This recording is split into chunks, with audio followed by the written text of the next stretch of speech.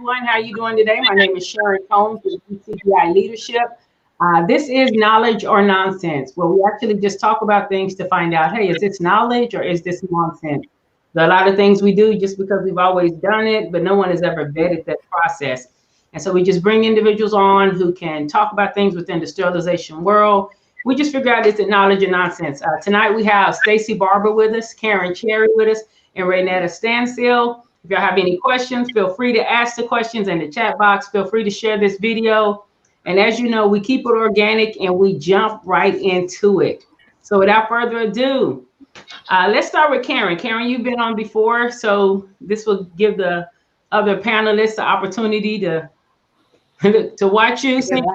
Yeah, here it is right here. So within the CSPD management, you actually have a book called CSPD Management, What Should I Do? Did you find management or did management find you? Is this something that you knew you wanted to get into, or did you just kind of be like, yeah, well? It was a mixture of both for me. My grandmother used to always say that I was bossy, and so she said I was going to have to find a situation where I was a leader.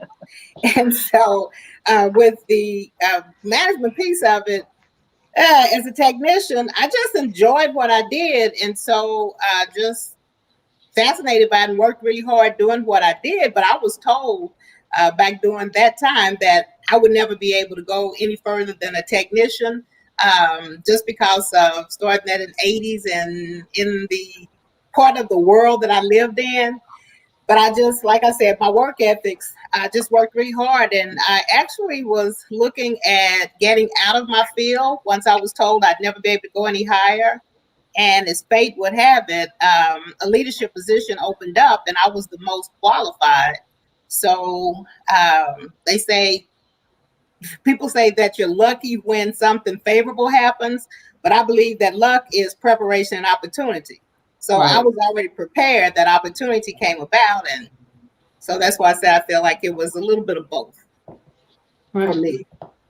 How about you, Stacy? I know you've been in leadership for a little bit. Did it find you? Did you always know that this was something you would do?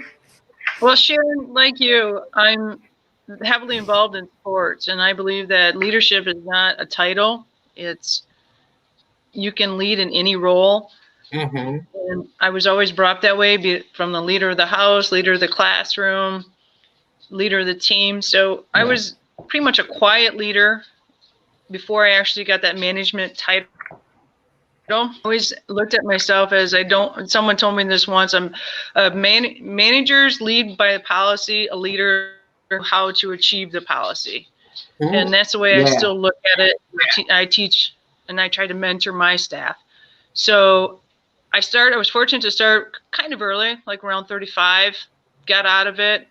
And then I was now in a management role for the last 10 years in where I'm at now, much smaller facility. But again, I'm striving to even be more. So I took classes and I sometimes felt like I was going to hit that glass ceiling. So great opportunities where I was in the Grand Rapids area, but it was a lot of men in our roles. It's weird because there's so many women in healthcare, but yet in management, there's still so many men. And I still struggle with it, but at the same time, I'm still comfortable in my own skin, where I believe that, like Karen said, it's not luck. Luck is, I can't stand when somebody says, you're lucky to win the game. No, it's skill. Right. You have to sharpen your tools in your toolbox all the time. All the time. I love that. It's not luck. Raynetta, how about you? What made you decide to be one who wanted to lead? I believe mine is both, but I think more so I found it because every leadership position that I have ever had, it was always me saying, I want this position. And in addition to people also hyping me up to say, hey, Raynetta, you should do this. And I'm like, I'm already on it.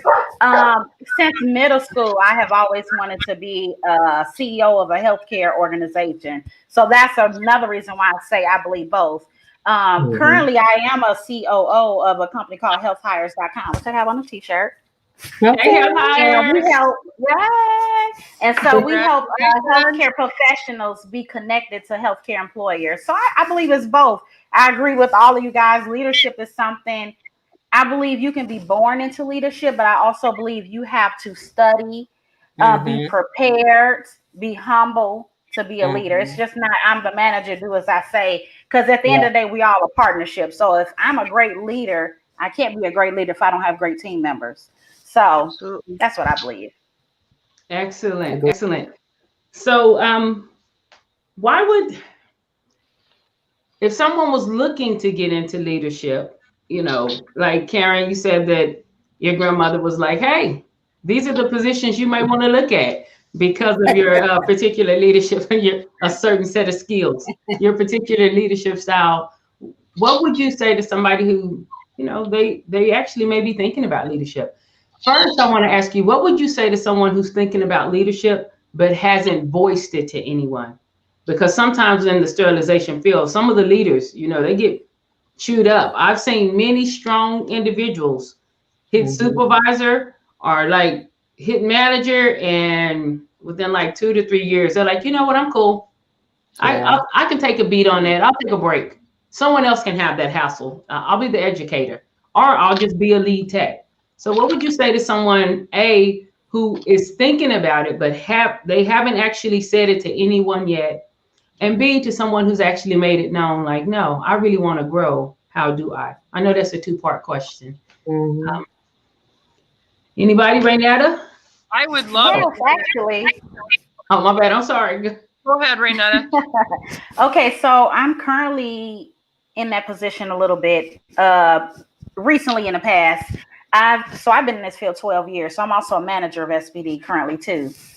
I have had in the past a technician who has been doing this for almost 20 years, who's a supervisor.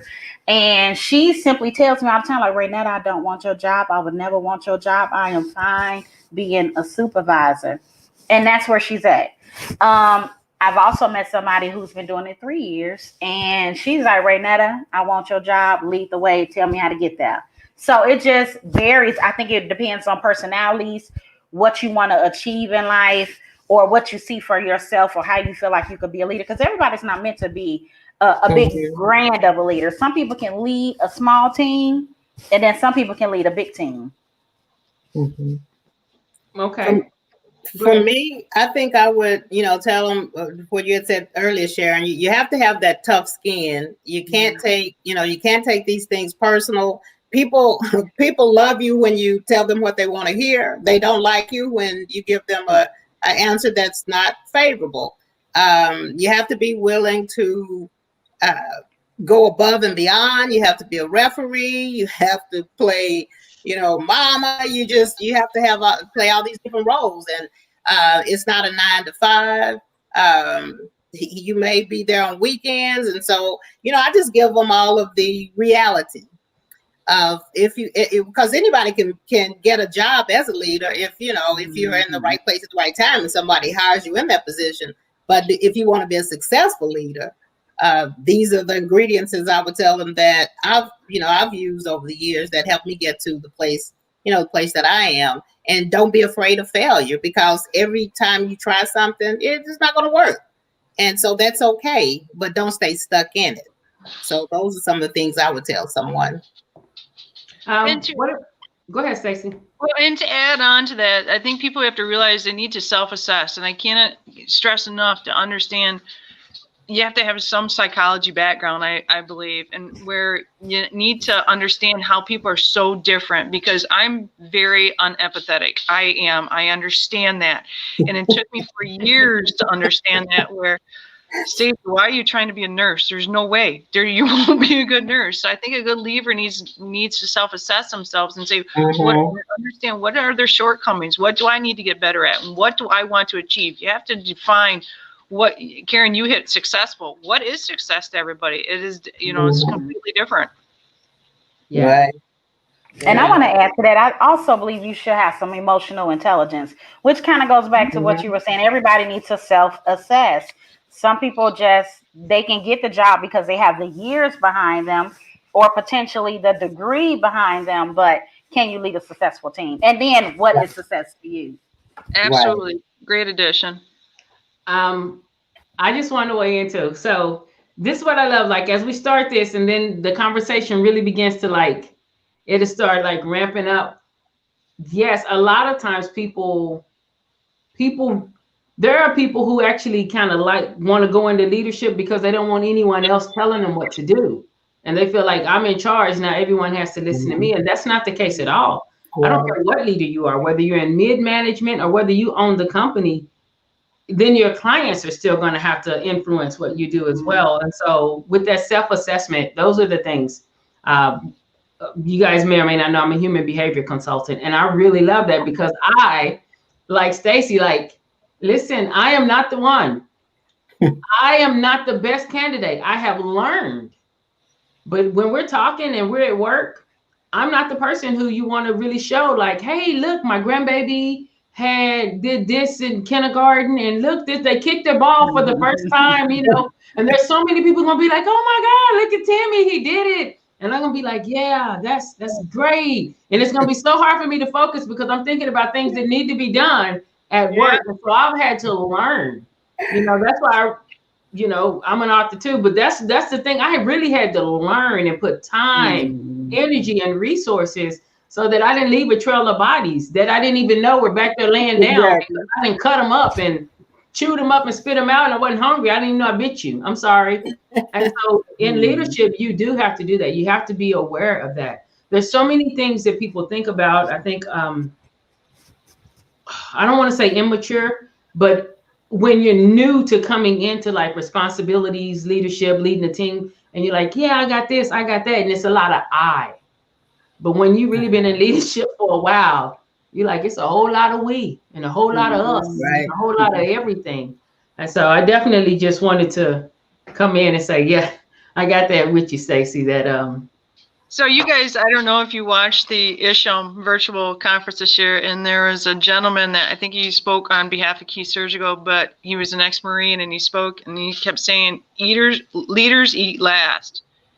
And that hit me so hard because I'm like, you're absolutely right. Yeah, you have to assess and see what's going on, and that can be taken to every step out in the world, not just at work, at home, at church, you name it. You know, eaters do. Leaders eat last. I love that. Yeah, I like that. That's and it's so. It's such. What's the word I want to use, guys? It's such a telling statement. That's a revealing statement. Leaders eat last. And sometimes people don't even know that, like, not only do you eat last, most times people aren't like, wait, save some for the leader. You know, most times, and they're not doing it to be rude. It's just like they're focused on their task, and your task includes them, but their task may not include you. And you have to be emotionally sound enough to be able to deal with that without being vindictive or hurtful. Okay, I know I'm digressing. So Sharon, go ahead. When you were saying, like leaders eat last, because I've been in the consultant piece for I don't know how many years, for quite a few years now. But one of the things that when I'm mentoring a manager, especially a new manager, and I tell them when there's still a backlog, you've asked people to stay over, but you're the first one out of the department, that's a problem. That's kind of like you eating first. I want mine first, I'm gone. And people your staff don't respect that. I mean, no one expects a leader to be around the clock 24 hours, but you want to make sure your soldiers are set up for success before you leave the battlefield. You do. Mark Duro says we eat last even at pizza parties. Yeah. Hey, Mark. How are you? Sweet. Yes. Okay. So let's continue. Let's ask them more questions about leadership. So, what would you? Oh, I love this right here. Okay. So now we're in leadership, right? We're beginning to move up in leadership, whether it's supervisor, lead, or just straight management. Maybe you transferred and now you have this management role. What would you say to a leader that's having a difficult time transitioning from working with their peers to now managing your peers? Now your former peers are your direct reports. What would you say to that new leader that's having a difficult time with that? And have you ever had a difficult time with it? Oh, I'll speak on that. So I haven't had a difficult time, but if I was to counsel someone on that, I would say first they need to have a meeting with their staff to discuss this new transition and what are your expectations as a manager? What are their expectations as or from you as a manager, so that you can set the tone as in this is a new relationship. I know previously in the past I was a technician or a lead or an educator. Now I'm the manager. This is what I expect. This is what you're going to get. What do you expect from me? Okay. That's good. And I was that technician that transitioned into a supervisor. So I was a technician for 10 years working side by side with the team. And then, I'm their supervisor. And it wasn't difficult for me to transition because I was pretty much a loner. I wasn't the one that sat there at lunch and listened to you, digress, wouldn't do, because I enjoyed what I did. But the thing was, my struggle was where I said during the time I was able to get into leadership and the part of the world I was in.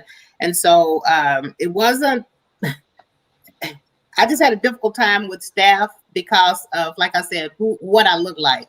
So even with that, I just kept everything to the policies and procedures. And that's why I say you have to learn not to take those things personal, because it's easy just to say they're against me or this, that, and the other. As long as we kept it on a professional level, and I really didn't care whether, anyone liked me or not. I just never have. That's just my personality. What I care about is that I'm being fair and that I'm doing the right thing. And ironically enough, we're talking over 35 years, and I still have relationships with some of those people that I had. Well, I won't say I terminated them, because we terminate ourselves when we're doing our job. But I think that was also one of the things that, when I'm mentoring people, I tell them, as long as you're being, what you all say, not empathetic, yes. But you're being empathetic to whatever, is going on with that person, but you're being able to be firm and fair.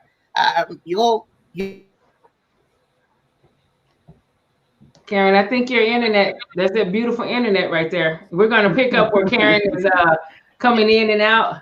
With that empathetic thing, as she was talking about, okay, so this is a little off the beaten path, but it's still this path.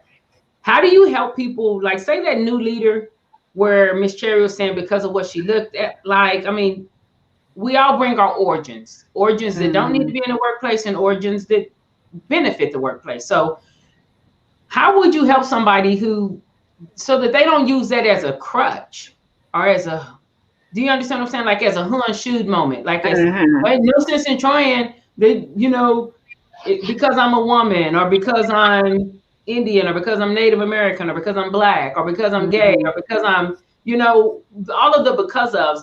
How would you help somebody not use those because of? Hey, Karen, welcome back. How would you help somebody not use those because ofs as a crutch? There we go. I always tell people you are responsible for the energy you bring in here, period. So if you bring in negative energy, you might get it back. If you bring in positive energy, you're going to get it back. You are responsible for your energy, period. Right. Ooh, I need one. I should have found me one super empathetic person and put them right in the middle. We're all empathetic. And well, I tell you, guys, I was so excited to share when you linked in me, and because to be with the three of you guys, this is great to hear your stories, because it's sometimes you do feel like you're on an island on your own, no matter again what color you are or where you came from or what sex you are. But it's about accountability. And my staff, it took years, but being consistent, it helps drive accountability. And you have to make sure that you are willing to share your flaws with your staff so that they feel comfortable when they do make a mistake, they're not going to get chastised, or that they're comfortable. We kind of have a thing in our department that when we do make a mistake, we are willing to talk about it in front of the department. It's not like it's called into the office and we have to have a closed door meeting. It's like, hey, it's almost like 3M. We ring that bell when someone actually makes a mistake.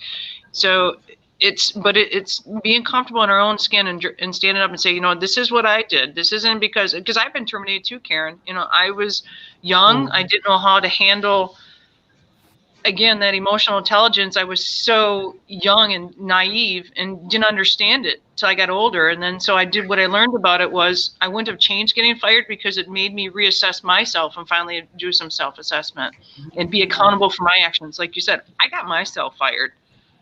They didn't fire me. Yeah. You said, where you said not be afraid to say there's a problem and acknowledge it. In my book, that's one of the things that I talk about. I say beat them to the punch.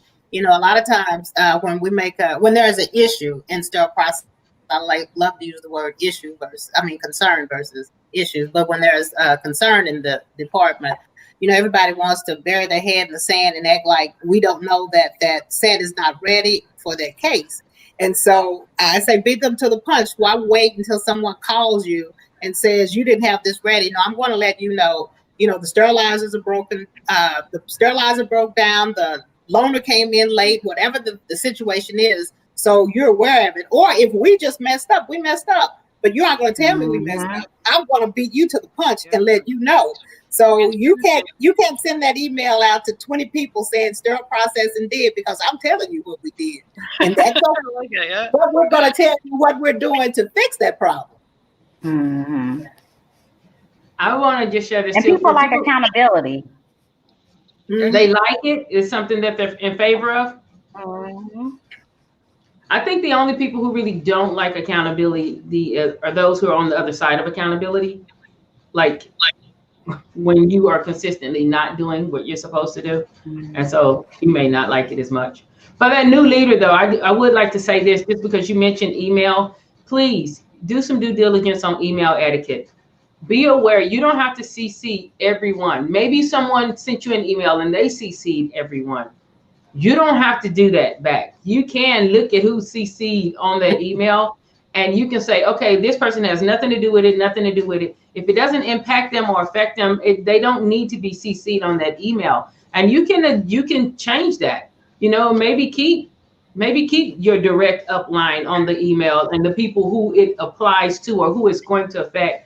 But there's no need, like, just because somebody sent you something, you don't have to be like, well, I don't reply at all. You don't want to start an email war. You can do your due diligence, make sure the people who need to know, those who it affects. And there's a date and time stamp on that. I just always want to share that with new leaders. And I want to share this with new leaders just because of things I went through. Trust me when I say, if someone is messy or they have a history of like lying or throwing people under the bus, you're going to learn how to professionally defend yourself, but you don't have to chase down every lie as a new leader. Especially if you're coming into a new facility, you're hired on as a manager here, and maybe there's some techs lying on you or someone who wanted that position, but you have it. And so now there's some, in the Navy, we called it scuttlebutt. There's some stuff going around that's maybe not true. Don't waste your time trying to chase all of that down. Believe me, the people who have worked with those individuals, they are aware. They are aware. If someone's worked somewhere for 10, 20 years and they're always messy, you're not going to tell the people who they work with anything new. They know. And so for new leaders, be mindful that you don't get so caught up in trying to prove how right you were in one instance that you're no longer doing the job you were hired to do. Yeah. And Sharon, I'd like to say, when possible, you know, just go talk to the person. Don't even respond to the email. Just try to go find them and, you know, and talk to them about whatever it is. If you feel you need to have a paper trail, then just after you talk to them, just say, per our conversation, this is what, you know, we've done, or this is what we're going to do. Yeah, that's good. That's good. I like that. Okay, so now I'm going to ask one more question, and then I'm going to be quiet and let you guys talk. Because y'all have the question too, so y'all can drive this thing. And then I'm going to put Mark's question in there. I hope everyone has had a chance to see it over there in the comment section. Oh, I did. Is it more important to you as a leader to be liked or to do your job? I already know the answer because we don't seem like the personality styles here. But yes, is it more important to you as a leader to be liked or to do your job? Well, I think I already answered that. I don't care about being liked. So mine is to do the right thing, you know, do my job. And like I said, the rest of it usually works out anyway if I'm just fair and impartial. Okay. I agree with that. No, go ahead, Stacy. I was just saying, you know, I think that all of us has definitely proven we make decisions that we're comfortable putting our head on our pillow at night. I mean, I know deep down we would like that everybody liked us, but I think it's more so we'd rather be respected than liked. And just like, you know, when we close our eyes at night, we got to be comfortable in our own skin. Right. That's good. Yeah.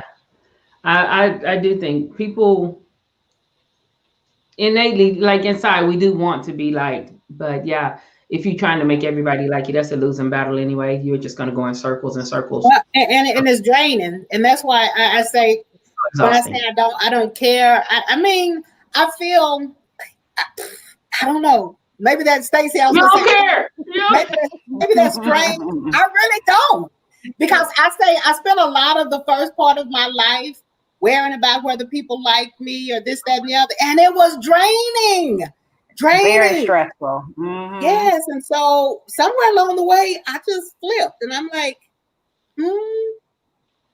I mean, I don't want people hating me, but I can't control how they feel. So I have to focus. It was just like, would you rather be like? Yeah, it's a rather thing. So. I just focus on doing whatever it is that I'm supposed to be doing and doing it the best that I can. Karen, I feel like if you're fair. I feel like if you're being fair, that's really all that matters, because you know you did the right thing, and ultimately everybody else should know you did the right thing too, and that's it. And if you're consistent with that, yeah, you do need to hang out with them more, Stacey. If you're consistent with being fair, doing your utmost to be fair. I mean, we're all going to make mistakes that we're not aware of. No one's perfect. I mean, we learn from mistakes. You know what I'm saying? They're great learners. But if you are consistent with that, then what happens is people trust. They begin to trust your consistency. And whether they like it or not, like, oh, you know, especially if you're new to their facility, it may give them a headache. But that's okay. If they stick around in a year, they're not going to still have that headache because you're consistent. They would have learned to do that by now. And so now they're going to have to find either something else to be mad at, or they're going to forget. They're just going to be like, okay, we know we can trust this. You know, we can trust that they're going to do the right thing, that they're going to do their utmost to be fair. Right. And Sharon, like you learned in sports, what happens between the lines is you're all a team, but I don't have to like you. I don't have to go out with you afterwards. I don't even need to go to the store, the show, whatever, but between the lines, we are a team. Right. Yes. So, hey, I want to take a commercial break, but right there on the between the lines, we are a team. I'm going to ask a question, and I'll remove one of the hot seat questions unless you guys want to go there, because right now, where we are, just with all of the changes of 2020, so many things that normally were outside of the lines, and the fans and the stands and the parking lots, things like that, are spilling over. You know, before we used to talk about like bar mitzvahs and quinceañeras and graduations, and then we had this thing hit America in 2020, and all of a sudden this whole melting pot became, like, for real, a melting pot even in the workplace. So when we come back, no, you know what, I just may bring that up later. We're gonna let everybody have some time to think about that. When we come back, we're going to answer Mark's question, and it basically says he sees a lot of open positions that require an RN to run CS. In many cases, they have no CS experience. What are your thoughts? So let me take a commercial break, and when we come back, if you want to weigh in on that, feel free. If you don't, that's fine too.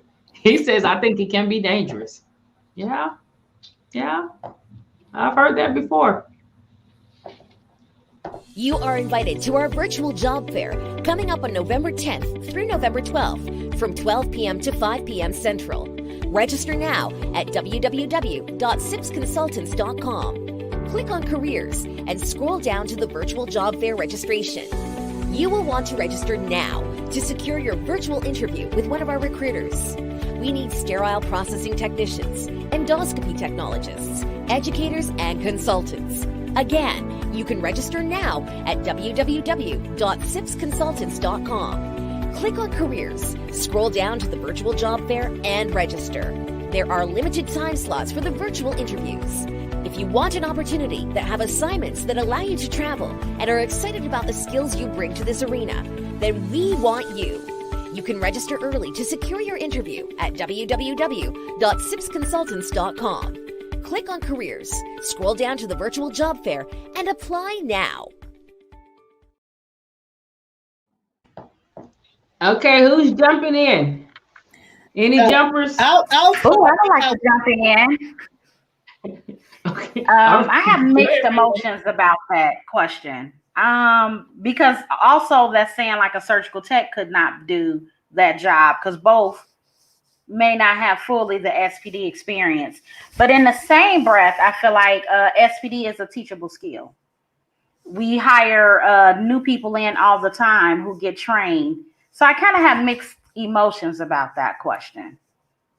Okay. So I'll say from experience, because I have been hired to mentor nurses that were given sterile processing, the manager or director positions. And can you hear me okay, Sharon? I didn't know if you lost me. And it was a challenge. Up for just a little bit. Okay, I said I've been hired to mentor managers and directors that were placed in sterile process positions. And there were a couple that didn't really want the position. They just weren't doing well in the OR, so they put them over sterile process. And it was a disaster. Now that can be dangerous. Yeah, it was a disaster. And then there was one, I remember, that she just felt sterile processing staff were treated so bad. So she just wanted everybody to like her, and she just wanted to let them know that they were loved, but that wasn't running the department. But then I have seen, I don't know what's going on with Karen. They applied a lot into learning the department, and so they were successful. So I've seen both. Okay, I'm going to try to sum up what you said, because you were kind of in and out. You said you've seen both, and when people were sent to sterile processing because they were not doing well in the OR, it was still a disaster. But you've also seen where people were able to come in and learn, not because they were kicked out of the OR, but because they just learned the department. Is that correct? Correct. Okay, I'm sorry. You were kind of going in and out. I've seen it both ways. I don't feel like I've been in sterile processing long enough to say that that's not a good thing or it is a good thing. What I do say often is that reprocessors are incredibly intelligent. If you're not familiar with this field, you have no idea how many instruments are in it. You have no idea how much they have to know about even things like contact time, surface contact time, what kills what, knowing the different names of things. There's the right name, and then there's the name that whoever is going to say it based on whoever is asking for it.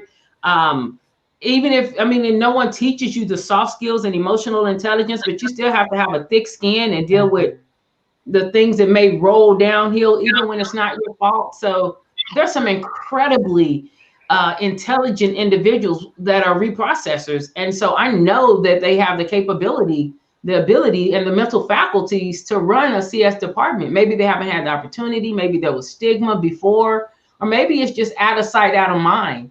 So I don't know that it's necessarily horrible to put an RN in that position. I do know that there's a wealth of talent that's already within sterile processing that, given the training and the mentorship, could kill the game, could just be awesome. It frustrates me so much. You're right. There are some good success stories, but I'll never forget the one time that I was at an Isham show, and an RN manager that I've known for years, RN by trade, he says, this job needs to be RN. And I couldn't believe that he was having that discussion with me and say, no, there's just, you're, even with you should go back and go to nursing school. Oh, wow.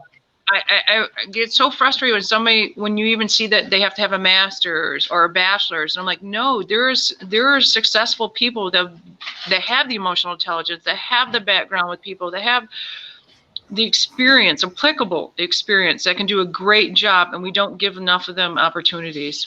Mm-hmm. Yeah. And so, okay, so along those lines, let me just stay with it. What do you think are some things people can do to continue to grow, though? So you said we don't give them the opportunities. Man, how can we? Listen, I have left the beaten path. You guys are on it for the ride now. What's going on? Hey, you know what? It's cool. We're all working from home. He looks at me like, I'm sorry. Well, when you're taking ice cubes out of the freezer and throw half them on the ground, what do you expect's going to happen? He doesn't feed me. He's hungry. Yes, I love it. About 2 weeks ago, we had a dog. Jessica's dog was going off, And it was so funny. I could tell she was wanting to be like, stop it, stop it. I just like, hey, we're okay. This is us. We're having a conversation and we're helping people. And this is the stuff. Flexibility comes with it. So wait, how do we get the opportunities? Because I do see so many qualified people and they want it and then they back up. So how do we, is there a way? Like, do we just keep plucking away at it, keep plowing away at it, keep pioneering and opening trails behind us? How do we get more opportunities for people already in CS? I think you should be the example. Yeah, and that's true. That is true. But I think you should be the example in the department and speak up, because some people don't know that you want to be a leader. But in the same breath, be the example in the department that I know you should be a leader. Right. Excellent. I love that. Speak up. Yeah. Let people know. Stacy, what were you saying? You are who you hang out with. If you want to be a millionaire, you better be hanging out with millionaires to see how they got there. If you want to be successful, again, you need to first define success, but you need to hang out with successful people. Reading, people don't read enough. They sit there and sit behind their phone and worried about texting. But my current coordinator just hired, he's only 3 weeks on the job. When he interviewed for the job, he said, Stacy, don't you remember when you first interviewed me? I asked him, one of the things, what do you want to do in 2 years? What do you want to do in 5 years? He said, hopefully in 5 years, I have your job. I mean, he was honest. That's what, I like it. And he's like, you have to be willing to mentor people. Wait, okay, I'm going to take a hard pause because I'm always here for the audience. She said, what do you want to do in 5 years? And he said, hopefully, I'm going to have your job. And Renetta said, I love it. Karen, if you had to say love it or hate it, what would you say? Love it, because I use that. Okay. I say that all the time. Stacy, did that scare you or did you love it? No, I love it because, I mean, I wouldn't have hired him as my coordinator if I was intimidated by him. Mm-hmm. Listen, a lot of people are like, well, I don't want them to think I want their job. No, you want to be around somebody who is growing. Mm-hmm. You want to, as she's saying, you are who you hang around. Get around those individuals. If your manager is very fearful that you're trying to take their job, learn what you can learn, but know that that's probably not going to be your final resting place, or you may end up miserable, especially if you want to grow and you have someone who's afraid of growth over you. All right, I've digressed again. I love what I get to do, y'all. Thank you so much for sharing this information with individuals. So, yeah, how can we push SPD professionals to grow? So let's give some tangibles. I always want tangible takeaways. What are tangibles that people can do to grow? Stacy, you said read. What are some other things? Certifications. Multiple certifications. Mm-hmm. I say connect with positive people, and what Stacy said earlier, people that are where you want to be. Connect with those people and learn how they got to where they are. Definitely read. And I mean, we know people that we felt, even through history, that we felt were great leaders and that were horrible leaders. And look at the traits the characteristics that they had, and incorporate those. Yeah, and even if you don't be a reader. It's 2020. Even if you don't like reading, there's Audible, there's audio books, listen, YouTube, there are things that will read the book to you. Be a reader, get the content and get it inside of you. Mm-hmm. Don't just always take a shortcut and be like, yeah. I would also say go to meetings, not just the big issue meeting, but go to local meetings, because you're going to meet people there. It's going to be smaller, more intimate, and you're going to get connections and education that's real time that you can reach out to. Getting out of your comfort zone. I mean, because we know what we know, but get out of your comfort zone. Ask if you can go sit in a meeting. Ask if you can go up. If I was never involved in my local chapter, I would have never met so many people, and including you guys. I mean, you guys came up and spoke at our chapter 2 different times, and I'm blessed because I had a great boss and a mentor that mentored me and got me involved in our local chapter. Yeah, you gotta. That's great. So that's how. Mark, you asked, how can we push SPD professionals to grow? I think too, definitely. It's a lot of generations in the workplace, and some may have been beat down because they came from a time when SPD was so stigmatized. Is that a word even? Yeah, stigmatized. And stigma was so so huge. But also Right. you have individuals coming in now who are like technology, like, oh, okay, this is a wide open field. Let's run with it. The way COVID is in America, you're going to have people transferring in from other professions because maybe their job isn't coming back for a while, but sterile processing is here. You know, Yeah. it's here. And so I just, as far as pushing people, you have to let them know that it's there, and you have to use, I definitely believe in using language to let people know, point people toward the future. If they're Yeah. doing a great job, let them know they're doing a great job. If they don't like attention, then don't say it when there's a bunch of people around. Right. Just say, hey, good job, I appreciate it. You know, and know that different people respond differently to that. But Yeah. I think that's how you get it to grow. Sharon, I want to say most of all, you have to believe in yourself. I mean, because as a technician, when I was told I couldn't go any further, suppose I had said, well, okay, I can't do it, so I stopped. Or when I got in leadership because someone didn't like me, didn't think that I should have been in that role. I didn't look like the person that should have been in that role. Okay, well, I wouldn't have got this far. And then today, and I say this because there are technicians out there that feel like, well, it's just it could be a dead end job. But I mean, I started as a technician and I own my own company, sterile processing company. So I say that because you have to believe in yourself and you just keep going. Follow your intuition, follow your heart, and surround yourself, like I said, with greatness. And the sky's the limit. I'm almost 60. I'm almost 62, and I'm just getting started. All I right want to now. say this too. Okay, and then I'm going to ask. I know Raynetta and Karen. I believe you guys own companies. So, and Karen, you have a book. I'm going to ask you something about your book. But I want to say this. Listen, there's always succession. There's always succession. Like a succession plan is a real thing. It's not just for when you die. Like there's always a next phase. And if you are a lifelong learner, if you're a grower, if growth is something that you kind of lean toward anyway, and you know it, yeah, you're growing to the lead position. You're growing to supervisor. You're growing to management. You may even skip a position. Sometimes it's like that. Or you may go a different way, but you're still growing. And even after you're a manager, hello, I know people like, I am a manager, and that's cool. And if that's your area of success, I bless that. That's wonderful. That's why Stacey said, know what success means to you. Exactly. Because if you chase my idea of success, you can end up miserable because that's not what you actually want. So even if you're like a manager and you want to keep growing, don't be like, this is it, manager. This is as far as I can go because that's what this facility says, or this surgery center says. No, there are other things. There are businesses that, I mean, it's just so. It's always succession. That's all I want to say on that. Okay, Mark says if Stacey did not invite me to her meeting, I was so happy when I met Stacey. I was like, oh yay, she's so cool and nice. Which brings me back to this question that wasn't on there. Humble. Earlier, Raynetta, you said like you have to stay humble. How do you stay humble? How do you stay humble when you right and you knew you were right? And everybody said you were wrong, that the instrument wasn't there, that you didn't do what you were supposed to do. And then it comes out that you did everything you were supposed to do. And how do you maintain grace, decorum, and humility in that instance as a leader? But not coming back and saying, I got you. I'm not going to say that. I've been in a situation before where a sales rep said something was missing in the tray. And then I had to let her know, well, SPD is not the only department that touches the tray. Perhaps it didn't come down from the OR. So I need to be notified as soon as possible so that I can connect the dots with the OR, with SPD, so that we could do a search.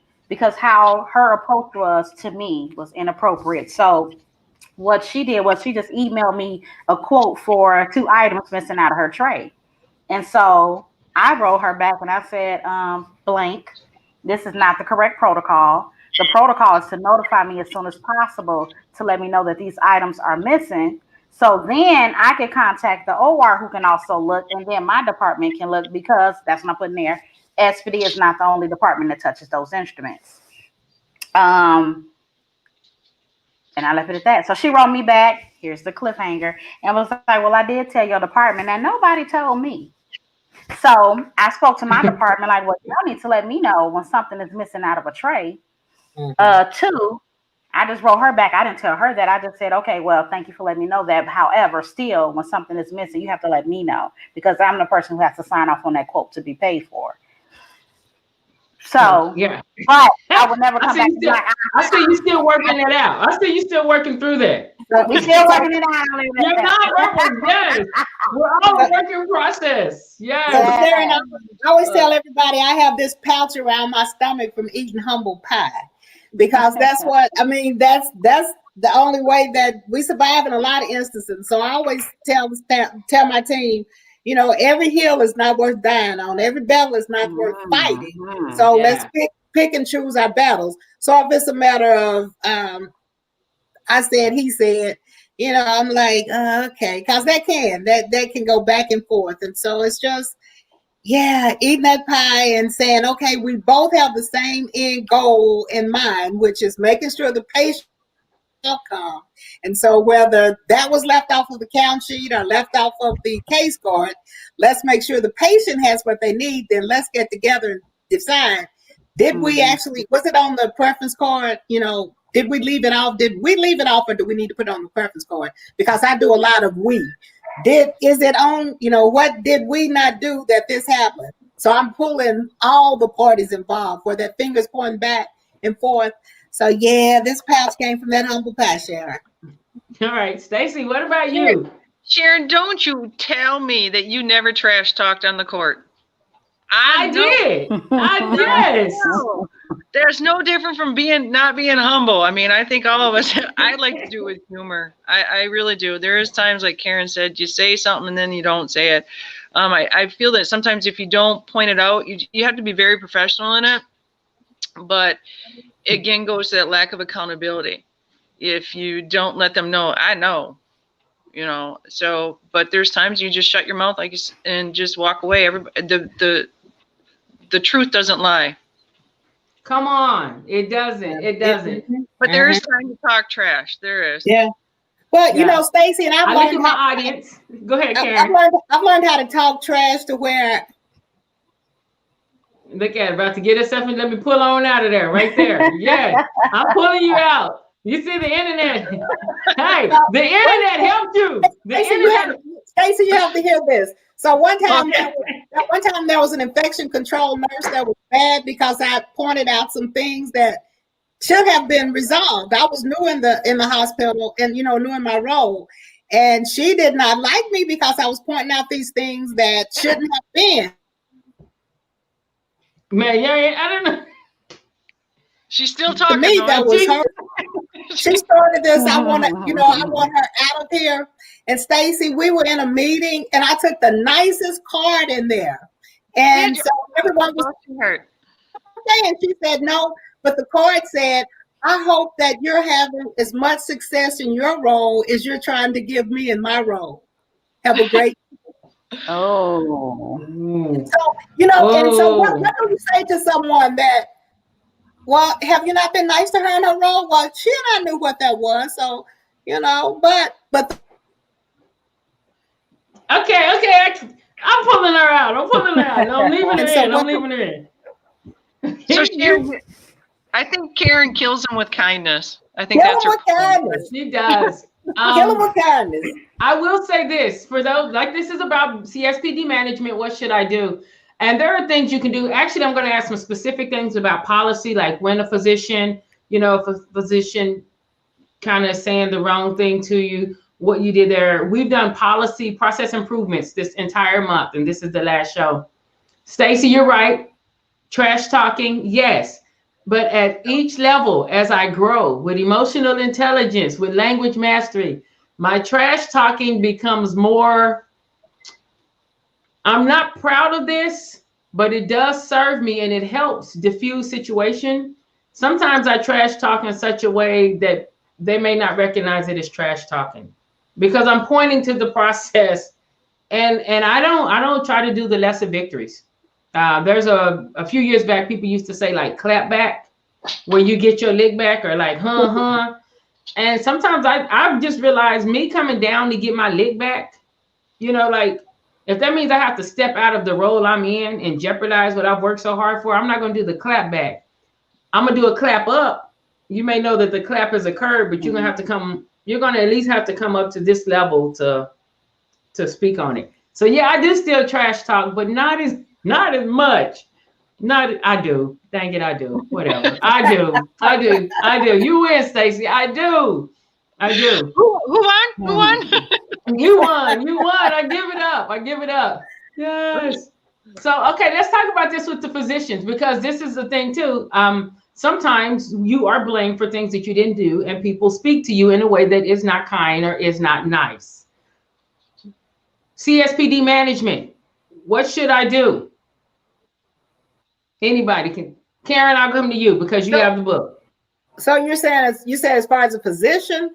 I'm saying, what should I do when someone, say a physician, talks crazy to me? I have to go up to the room. I have to, not a different type of walk of, yes. Now, well, this may not work for everyone, but when I said I was going into nursing years ago, my aunt said, Karen, that's hard. Those doctors talk a lot of trash, and that's just going to be hard for you. And I said, well, you're a nurse. How do you survive? And she said, when they're talking all that crap, I imagine in my mind crap coming out of their mouth, and I'm just cracking up inside. So that has been my thing all along. I go up in the OR. Now we have a mask, all right, but that doctor, and so I'll do like this. And so you know how when somebody does this and you think that it's something on my nose, well, I'll do this, and it'll kind of startle them for a second. But then when I come back across the second time, and in my mind, I'm thinking I'm wiping that crap off your face that's running down your face. And so it just, and I promise you, every time it distracts them for a second.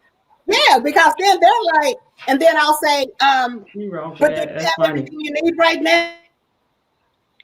Well, now that I've calmed them down, do you have everything that you need right now? Well, yeah, and and I'll say, okay, well, let me go take care of that. Man, I'm just cracking up inside. So that's what works for me. With my husband. What'd you say, Stacy? I'm gonna try that with my husband. If he wasn't in the room right now and didn't hear me, I'm gonna try that too. That's funny.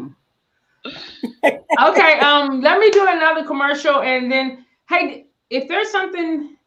Is there something that anyone wants to say? Like, hey, I'm gonna be on the show tonight. This is something I would really like to share or say. When we come back, I would love if you did that. Whether it's on the question, whether it's something, just if it's something on your heart that can add value to the audience. Our audience are SPD professionals, and so if it's something that can add value to CS Nation, please feel free to share it. I love for our conversations to be just like they are tonight, just kind of organic. All right, we'll be right back. Give it about 30 seconds.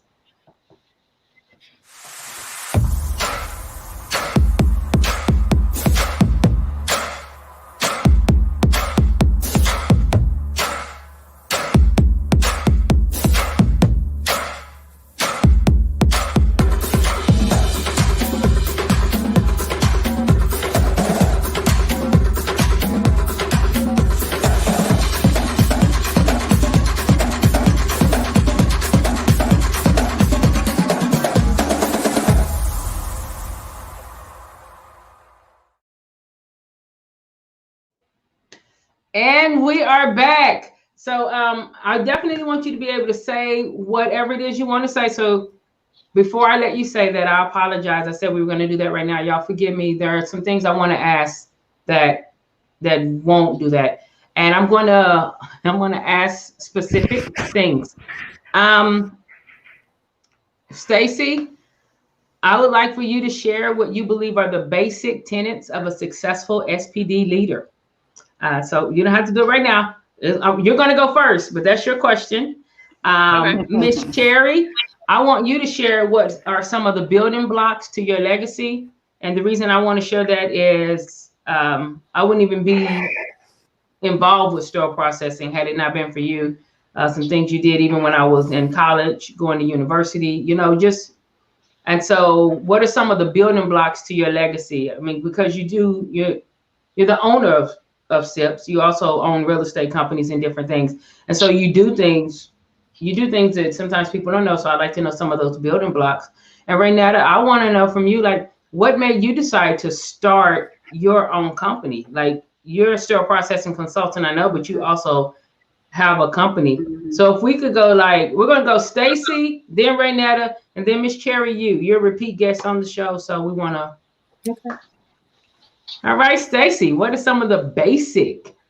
Well, the basic, I have this little funky quote that I have above my desk, and it says, "Living is learning, learning is teaching, teaching someone to live."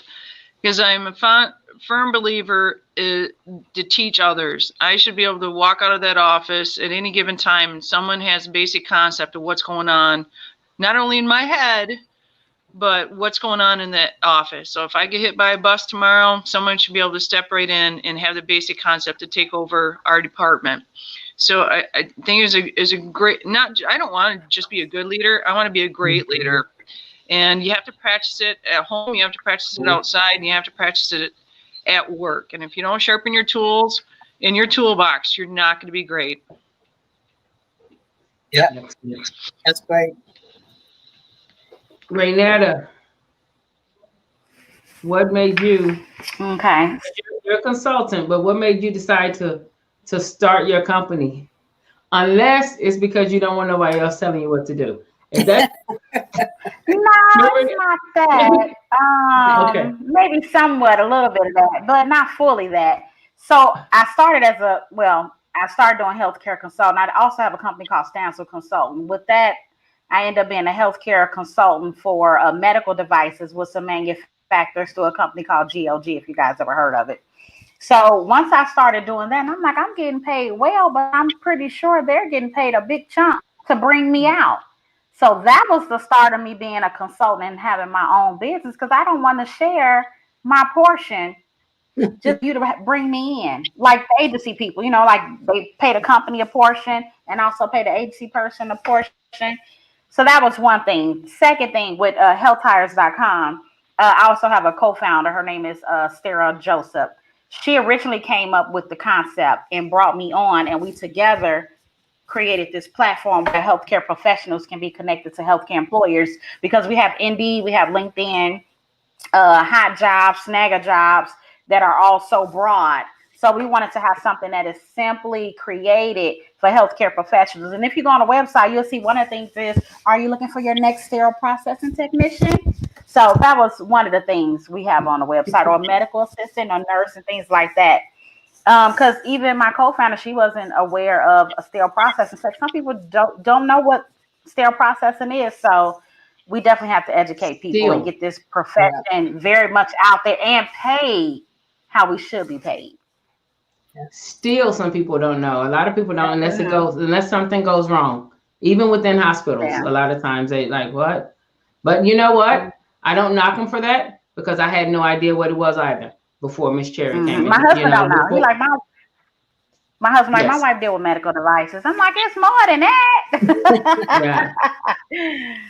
And so, Karen, I wanted to, before people say like the things that are on their heart to say, I wanted to ask you, like, your legacy and your building blocks, because SIPS has been around about 15 years, and for a long time, outside of like the big boys, I think SIPS was one of the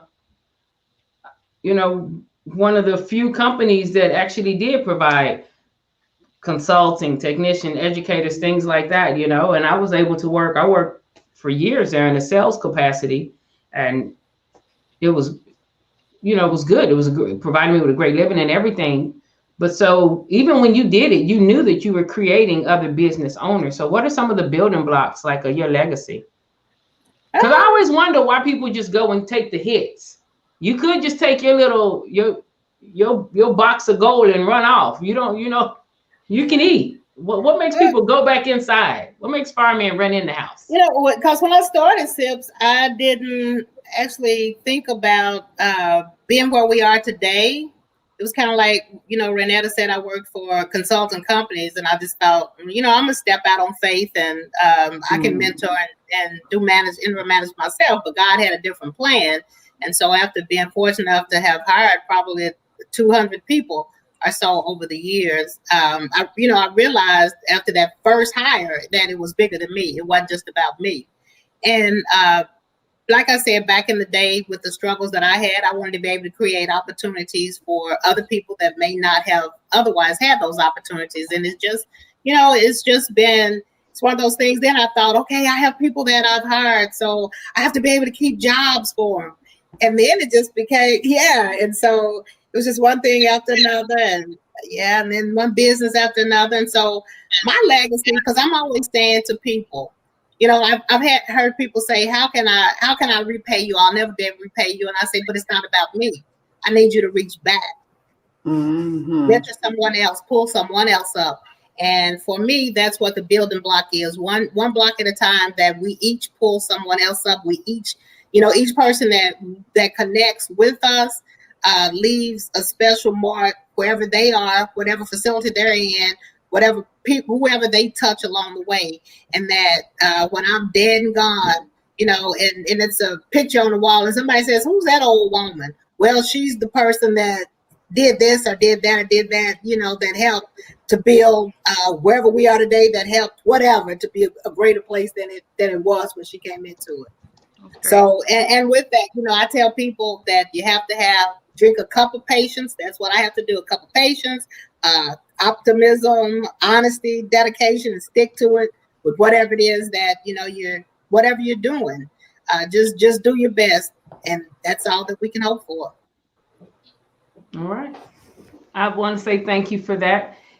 Hey guys, we're at the end. We're about 2 minutes over, but you don't have to rush for this part unless you need to leave. If you have the audience of sterile processing of CS Nation, what's something that you would share? Like if you only could share one thing to the CS Nation, And I don't know if that's going to be your director of surgical services. You're like, that's not CS Nation, but it is, because most times that's who we report to, or your department is within that structure. Or if it's to the technicians or your fellow managers, if it's one thing that you wanted to say, what would it be? We are the foundation. We are the foundation. Anyone else?